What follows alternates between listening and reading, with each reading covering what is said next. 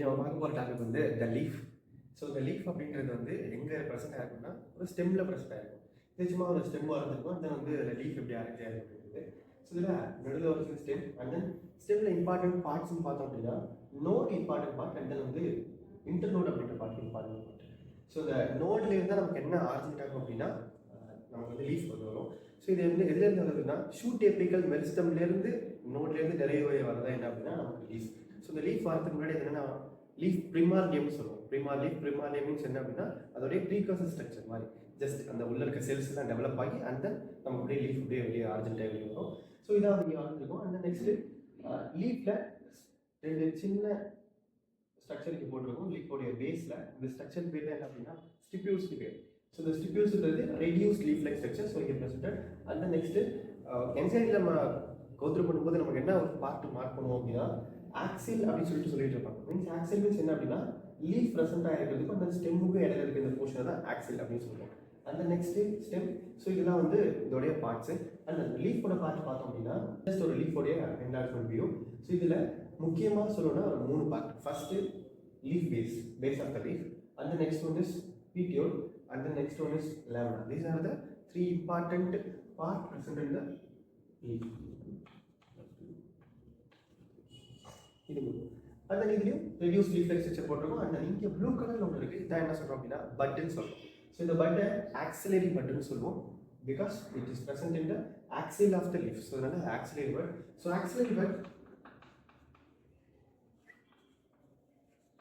பட்ல இருந்தால் நமக்கு ஸ்டெம்மும் அதர் ஃப்ளார்ஸும் என்ன பண்ணும் அப்படின்னா நமக்கு வந்து அது இன்னொரு ஸ்டெம்மும் இது வந்து இன்னொரு ஃப்ளாரும் என்ன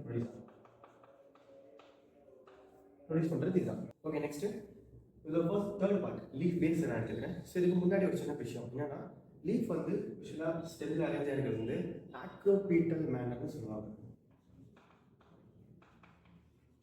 ஆக்ரோபீட்டல் ஸ்ட்ரக்சர் மீன்ஸ் என்ன அப்படின்னா பேஸில் ஓல்டு ஃப்ளார்ஸ் ஓல்டு லீவ்ஸ் வந்து ப்ரெசென்ட் ஆகிருக்கும்.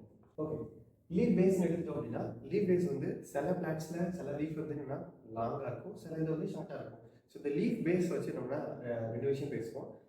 ஒன்று இந்த லீஃப் பேஸ் வந்து மோனோகார்ப்ஸில் பார்க்கும்போது என்ன அப்படின்னா ஒரு எக்ஸ்டெண்டட் லீஃப் பேஸ் இருக்கும். அந்த எக்ஸ்டெண்டட் லீஃப் பேஸ் எது வரைக்கும் இருக்கும் அப்படின்னா டில் ஸ்டெம்மோட ரேப்பாக இருக்க மாதிரி இருக்கும். ஸோ ஸ்டெம்மோடைய ஃபுல்லாக ரேப்பாக இருந்தது அப்படின்னா அதை என்ன சொல்லுவோம்னா எக்ஸ்டெண்டட் லீஃப் ஷீத்தனிங் லீஃப்னு சொல்லுவோம். ஸோ இந்த லீஃப் வந்து மோனோகார்ப்ஸில் வந்து பார்க்கலாம். ஸோ மோனோகார்ப்ஸ்